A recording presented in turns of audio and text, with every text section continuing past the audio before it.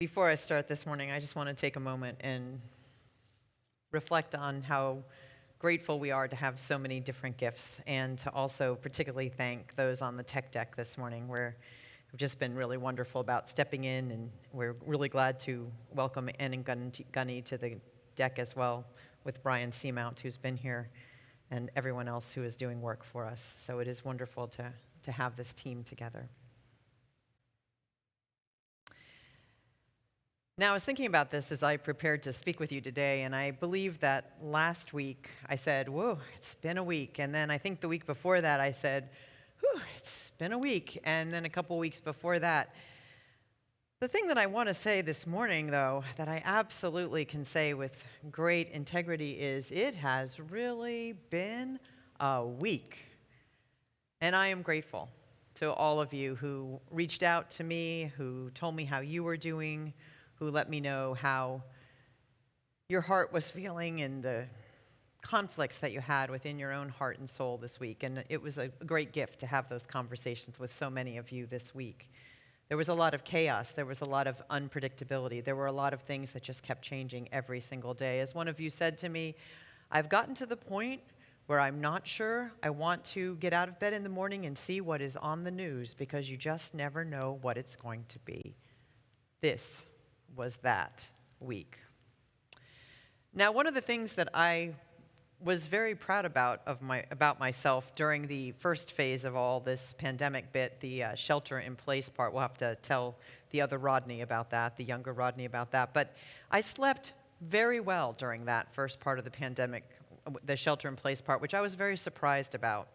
I got a good 7 to 8 hours of sleep every night, which for those of you who know me, that's phenomenal.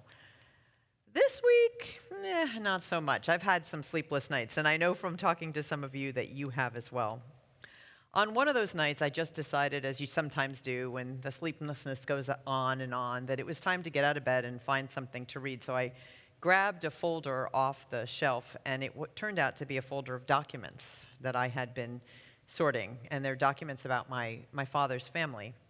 And one of them was my mother's application for a retirement home, and in it she listed when she came to the country and then when she got citizenship. And I realized in reading that document for the first time in the middle of the night that it had taken 15 years from the time she entered the country as a young woman to achieving citizenship. 15 years. Now, there were a lot of reasons for that, and it wasn't just the personal enmity that she encountered as an Asian immigrant during those times. It was the structures that were in place, the laws, the actual procedures, the extra barriers, the places and provisions that forbid her from owning land and doing a lot of other things in that particular time that made it a lot harder for her to find that particular place of true belonging that we call citizenship. And it was with sadness the next day that when I woke up that I read that our own beloved Justine is also facing some of those barriers.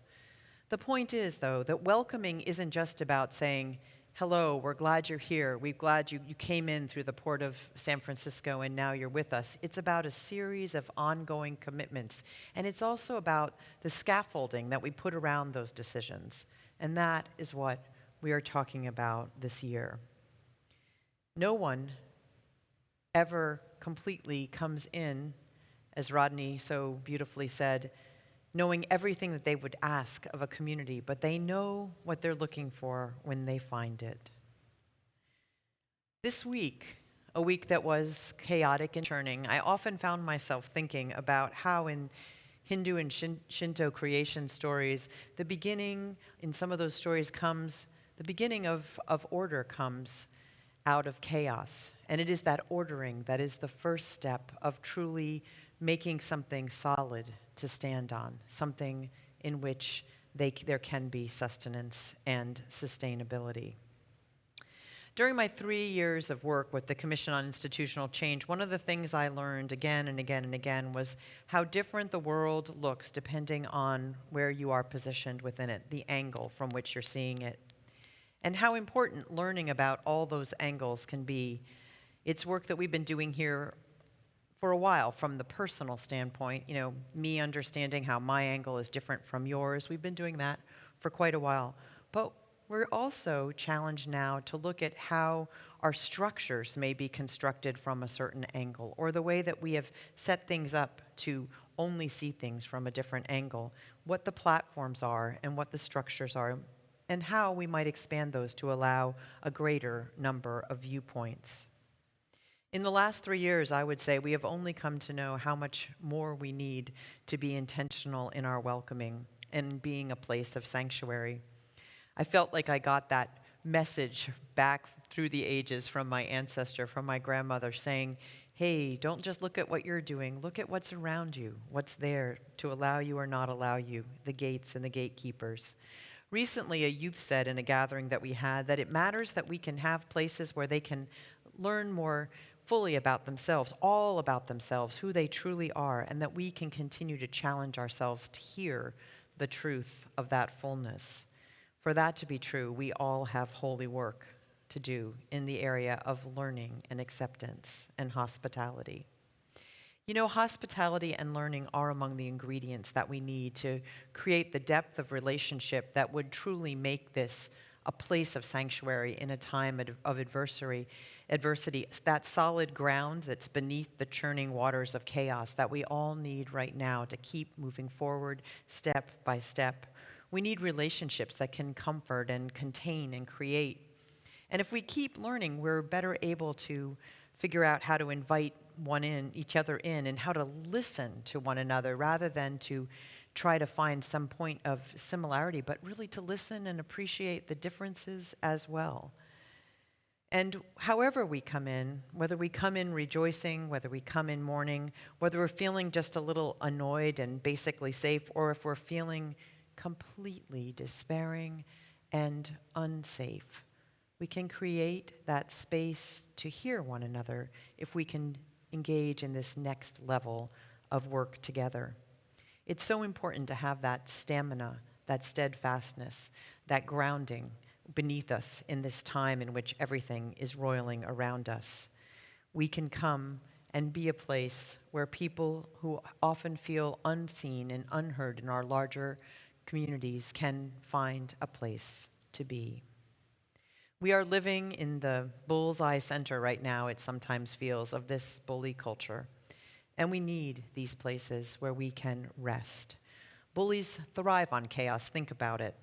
They like to egg your car. They like to break in and trash your locker. They like to create an environment in which you don't feel heard or seen. They create a place when they're really successful, when you begin to doubt your very soul, you begin to doubt the things you most believe. You begin to doubt really the value of who you are. They jump out of the shadows. They make you gasp and clutch your hands to your chest. This is how they create the environment in which progress stops. And our job in this place is to create the conditions in which we can have enough to stand on that we can keep traveling forward together. For that is our job in these times. The world that we knew just a few months ago, half a year ago, a little bit longer than that now, is really no longer here. Not only because 1 million of its residents are gone and countless millions others now living with that loss, not only because others are succumbing because of the impacts on medical systems and other things, also because of the environmental and economic changes that are abounding, that are creating new structures and new systems, and we are part of deciding what those structures and systems will be. We are called now and will be called again in the coming months, no matter what happens then, to answer the message from our ancestors that says that we need to honor those who have come before us, and we need to honor those that are too often pushed to the margins around us and not seen, not heard, not valued. We need that faithful reorganizing, building new steps and shelves and viewpoints and platforms from which to see a variety of ways that you can perceive what's happening and who is being affected in what ways. That is the work of hospitality and learning that is before us, and we are well positioned to do that. Our deepest commitments are not optional for good times when there is more peace and rest. Our deepest commitments are most important in times like this, when there is chaos and disorder, and when they can be part of that compass which guides us ahead. We have to remember them together and keep moving towards them, towards their embodiment and their realization, commitments that are deep in the DNA of this congregation. It is important for us to remember what it's like to welcome, to be truly part of helping one another grow and learn. And so in that spirit, I'm going to ask you for a little help from myself, because that's what we have to learn to do, to not worry about being right, not worry about knowing everything. How could we possibly know everything in a world where you wake up every day and it's a different thing? So what I will say is that I spent many of my formative years in New Jersey. And the main way you would know that still is that I reflexively address a group of people as you guys, which now I do not say use guys, which if I was really deeply in the New Jersey culture, I would say, but I do say you guys, and that I know in this time of when we're trying to be more gender inclusive is very offensive to folks. So I'm asking you to help me. So whenever you hear me doing that, just simply remind me that it's time to be more inclusive, and I will graciously thank you for that reminder. It's a small example, but it's a way that we can begin to build more scaffolding around us to learn and grow and be together. Not perfectly, but just the best we can be any good day in the company of friends and others who share our commitments. In this world as it is, how can we not come together and try to find a new gospel for this time, a new good news? That's what gospel means. That would say that we can be a shelter for adversity, a place where all are welcome. It has been a week. It has also here been a week of celebration and joy as well. We are grateful for the energy of our youth on campus, for the celebrations we've been able to enjoy together. We are grateful to have even the stuffed animals among us, for when I looked at those pictures yesterday, it was the first time I could really feel in my heart how much we miss having our children and youth on our campus with us. And it resolved within me to keep making this place the place where all of them will continue to feel welcome. If we can continue to make these commitments, if inside these walls we can practice what it means to embody our deepest held commitments, we can make that firmament out of the chaos, and we can know that we will be part of helping that rose open.